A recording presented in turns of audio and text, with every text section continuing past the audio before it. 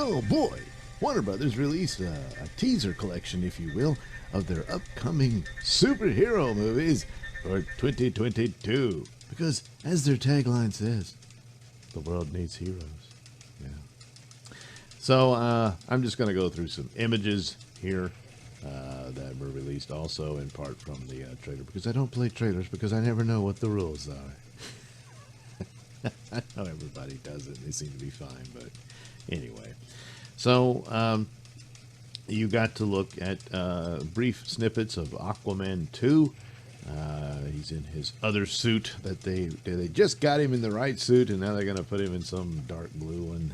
Well, man, I don't know. Maybe he has to do some stealth work or something. Don't know. And, of course, he says, what's greater than being a king? Being a hero. Yeah. So, it's very brief with what you see of him. He's just staring around. So, not a whole lot there. But, you know, the previous one was pretty good, and hopefully this one will be good, too, despite all the rumors of terrible shenanigans behind the scenes because of you-know-who. But, well, that's another story. Of course, The Batman, which will be the first of the batch coming out. But oddly enough, unlike all the others, supposedly he's not connected to any of them. That's how they're keeping it. I think that's a mistake, but whatever. So, of course, the scenes you see in that one is pretty much the same stuff you've seen before. Him and Catwoman talking to each other. And Catwoman is kind of telling how to be a hero, it looks like. It's without us. Yeah, or someone has to stand up or something like that kind of thing. Yeah, maybe it's not that, you know, in your face about that stuff, but, you know, you got to wonder. But, so we'll see about that. Hopefully it's good. It's going to be very long, but hopefully it's good. I'm sure it'll make its money. It's Batman, so. But beyond that, well, we'll just have to wait and see. The Flash, which of the batch is the more intriguing because of what the plot involves and everything. Not because it's the Flash. That's just the way it is. But the voiceover for that one is Michael Keaton, and asking him, he says, you can go to any, you know, universe you want, or, you know, why do you want to save this one? You know, whatever that has to do with the plot that they're going through there, because I don't know if that means he's trying to save Michael Keaton's universe, or is he recruiting Michael Keaton to save his own? You know, probably more the latter. You know, I don't know. But because he says there's a universe out there where it's much better than the one you're in, so why don't you just go there, you know, and live a happy life there? That kind of thing could be one of the tests for Barry to overcome, or something like that. You know, the challenges. You could just have this and forget about that other one, but that's not what a hero would do, and that kind of thing. You know, so a few more glimpses of his new outfit, and finally giving him some lenses for his mask, because that's one of the things I always thought. I know in the original iteration of the Flash, or well, the Barry Allen one anyway, or even the Jay Garrick one, they didn't have goggles or anything, because you're going to need some eye protection running at that speed, I would think, you know. Yeah, he's got some sort of specialized lenses in his mask, which is more helmet than mask, you know.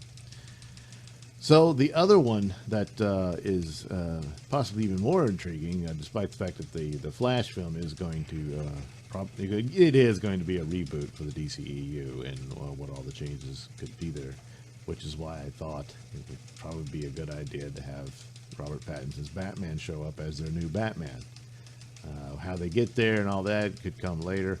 You could still have a very isolated Batman trilogy for Matt Reeves to do, and then carry on for Justice League and other stuff for Pattinson, provided he's up for it. They seem to have a hard time finding someone who wants to play Batman, because Ben Affleck doesn't, apparently. So, unless he's playing hardball, and that's what that is, I don't know. But Black Adam is, the interesting thing about it, it could have just been a Black Adam story, but no, it's going to have the Justice Society in it, so you get a brief glimpse of some of those, most notably Dr. Fate, which I'm rather surprised they're doing the Kent Nelson version with Pierce Brosnan playing him in it. Now, my guess is that I don't know how they're going to play this, because the Black Adam story most certainly will take place over different points in time, because he comes from ancient times. And I guess they'll introduce the fictional country of Kondak instead of him being from Egypt, but basically it's a Middle Eastern country. And he gets chosen by the Wizard Shazam to be his champion, but he goes wrong. You know, he's sort of like the Anakin Skywalker of the story. He goes dark, and Shazam's like, "Oh, made a mistake." And I don't know if they would involve Shazam. I'm assuming he's got to be there, and that, you know, the power behind Dr. Fate is the spirit of the ancient wizard Naboo. But Naboo would still be alive in those days, so it could be Naboo, Shazam, and maybe the original incarnation of Hawkman, which, you know, they say, oh, they race swapped Hawkman, but he's reincarnated over several generations. So originally he could have looked like this actor, Aldous Hodge, I believe his name is. And they do show him briefly in his Hawkman gear and his wings coming out and all that, but I don't know exactly where he is. Is that an ancient setting, or is he in the modern times? I don't know. And so would it be stretched out over that? And some of the leaks about it was that the Justice Society is definitely in the movie, but would it showcase the original ones from the World War II era? So that they would have to CGI de-age Pierce Brosnan as a young Kent Nelson being Dr. Fate in that period. They fight Black Adam and imprison him once again, but he breaks out again in the modern era, like it's a 3-part act perhaps. And then now he's much older, but now he's trying to counsel Black Adam and says, why don't you just join us? You know, it'd be so much better. You know, I know you want to be a good guy and all this, sort of that kind of thing. And then eventually, perhaps he dies, you know, but I think he will hand off the mantle of Dr. Fate to the young Egyptian lad, who I would rather he be a bit older, but they keep chasing Peter Parker with these characters, and so that's their new Dr. Fate, and that's how they do it. As for Cyclone, she just gets race swapped. That's it. And what's his name, who was almost going to be He-Man in it, but that went nowhere, so now he's Atom Smasher, and you get a brief glimpse of Atom Smasher all giant walking around. And that's right, but that's the modern era. So I don't know if they'll show different eras of Justice Society and that sort of thing. You do get a brief glimpse of Dr. Fate in action, but it's very brief. But looks cool. Looks like Dr. Fate, you know. So we'll see where that goes, but it's easily along with the Flash, because it involves things like that. It's introducing all these characters that could spin off into other things for the shared universe. And so both movies are doing that in a lot of ways. Now Flash, you know, more aggressively because he's going through the multiverse and all that, whereas Black Adam is introducing the Justice Society. So yeah, it's cool Easter egg type things. Well, more than an Easter egg, it's certainly about part of the plot apparently, but it's like, oh look, cool, oh look at, oh yeah, but then there's nothing to it. It's just kind of stupid. That's the risk. Hopefully not. Hopefully these build on something, because, you know, the DC movies have been hit or miss, you know, and more miss than hit. And even with movies like the Snyder movies that I enjoyed, they're flawed. But they were stuck with these. You're stuck with Wonder Woman. You're stuck with Aquaman, because otherwise you could have scrapped it and started over. But people, you know, they like, well, the first Wonder Woman, the second one no one liked. And then, of course, Aquaman was a big hit.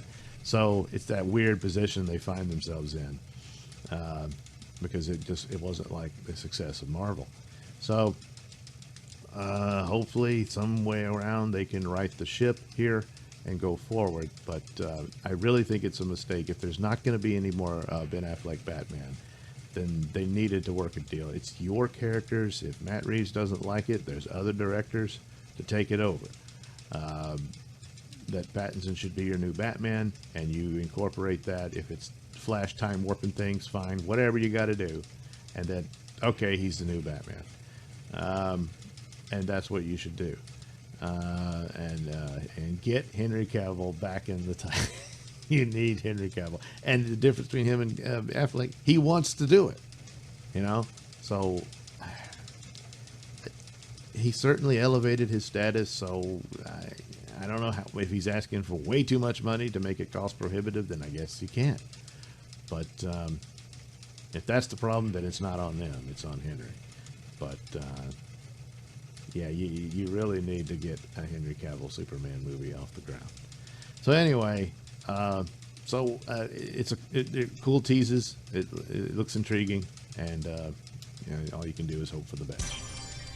Thanks for watching and listening. Say, while you're still here, why not like and subscribe and share with your many friends? Yes. Also, check out my mini stores in the link description below. Yes, where you can get t-shirts, hats, mugs, all those goodies with my artwork on them. Oh, yeah. And head over to indieplanet.com and pick up a copy of my comic book, Night Night. Oh, yeah. You can also catch me at my podcast, Mr. Nailsin Show, on RadioMisfits.com. And you can also watch my videos on BitChute.com and now on Rumble.com. Oh, my goodness. So many places to watch me and my stuff. Oh, yeah.